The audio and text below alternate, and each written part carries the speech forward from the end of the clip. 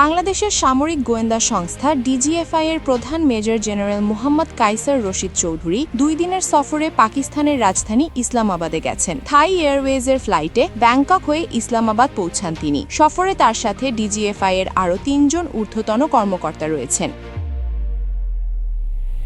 এই সফরে তিনি পাকিস্তান সেনাবাহিনীর ঊর্ধ্বতন কর্মকর্তা এবং আইএসআই নেতৃত্বের সাথে বৈঠক করবেন বলে জানা গেছে। উল্লেখযোগ্য বিষয় হল, এর আগে গত মার্চের শুরুতে মেজর জেনারেল চৌধুরী ভারত সফর করেন। সেই সফরে তিনি ভারতের গোয়েন্দা সংস্থা রয়ের প্রধান পারাগ জৈন এবং সামরিক গোয়েন্দা প্রধান লেফটেন্যান্ট জেনারেল আর.এস. রামানের সাথে বৈঠক করেন।